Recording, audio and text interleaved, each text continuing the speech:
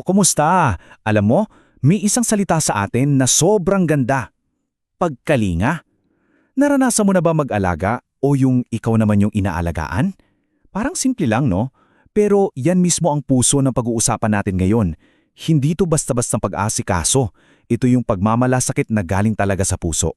Halika, silipin natin kung gaano ito kalalim. Pero teka, bago tayo dumiretso dyan, tanungin muna natin ang mga sarili natin. Para sa'yo, ano ba talaga ang tunay na pagmamalasakit? Yung pagbibigay lang ba ng tulong? O may mas malalim pa nga kayang kahulugan sa likod niyan? Yan ang aalamin natin. Okay, so para maging klaro tayo, ang pagkalinga na tinutukoy natin dito, yan yung genuine, yung totoong pag-aaruga. Lalo na yun sa mga may karamdaman at sa ating mga lolo't lola. Dito iikot ang buong kwentuhan natin. So, heto na. Bakit nga ba ito mahalaga? Pwedeng isipin ng iba, pag-aalaga lang naman yan. Pero paano kung sabihin ko sa'yo na yung simpleng pag-abot mo ng gamot sa mahal mo sa buhay ay may koneksyon sa isang napakalaking global goal? Parang ang layo, no? Pero totoo yan. Tara, tingnan natin kung paano. 3. Anong meron sa numerong to? Well, hindi yan basta-basta numero lang.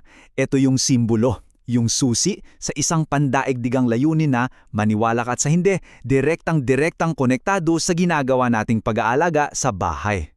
Ayan, ito ang nasa likod ng numerong 3. Galing to sa United Nations, yung Sustainable Development Goal number 3. Ang layunin, tiyakin ang malusog na buhay at itaguyod ang kagalingan para sa lahat ng edad. Wow, di ba? Isipin mo, yung simpleng pagkalinga mo sa bahay, maliit na piraso yan ng isang napakalaking puzzle para sa mas magandang mundo. Nakaka-inspire. Pero, paano ba nagsisimula ang isang ganito kalaking pangarap para sa buong mundo? Hindi yan nagsisimula sa malalaking meeting o sa mga conference. Nagsisimula yan sa loob ng mga tahanan natin, sa tabi ng kama, sa pag-abot ng isang basong tubig, sa simpleng pag-aalaga ng isang kapamilya. Doon talaga nagsisimula ang lahat. Ngayon, bakit nga ba natin to ginagawa? Deep down, ito ang 5 dahilan. Una, para maipakita natin na mahalaga sila. Pangalawa, para masukyaan kahit konti yung mga sakripisyo nila para sa atin. Pangatlo, simple lang kasi ito yung tamang gawin. Pang-4, let's be real, kailangan na talaga nila ng tulong. At pang-5, para gumaan yung bigat na nararamdaman nila. Kahit isa lang dyan, sapat ng dahilan, di ba?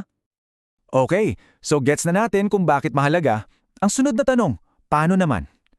Paano natin to gagawin sa totoong buhay? Kasi yung intensyon madali lang, pero yung tamang execution, yan ang aalamin natin. Yung mga dapat at hindi dapat gawin. Ayan, tingnan nyo to, ang linaw ng pagkaka-compare. Sa kaliwa, yung mga dapat gawin, kausapin sila ng may respeto, tulungan sila. Pero tingnan nyo yung kanan, yung mga dapat iwasan. Yung mga alam mo na, yung nagrereklamo ka o yung mas tutok ka pa sa phone mo, dito natin makikita, di ba? Na ang pagkalinga, hindi lang yan sa kung anong ginagawa mo, kundi na sa paano mo ginagawa. Yung atensyon mo, yung buong presensya mo, yun ang pinakamahalaga.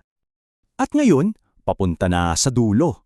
Ano ba yung isang bagay na sana maalala niyo mula dito? Yung pinakapundasyon, yung pinakaugat ng lahat ng pinag-usapan natin. At heto yun. Ang pagkalinga, hindi lang yan isang gawain. Ito ang pundasyon ng ating pagkatao. Kasi sa bawat pagkakataon na nag-aalaga tayo, hindi lang buhay nila ang hinuhubog natin.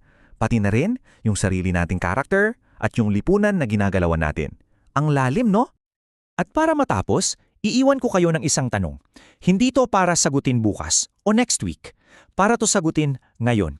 Pagkatapos nito, anong isang maliit na kilos ng pagkalinga ang kaya mong ipakita ngayong araw?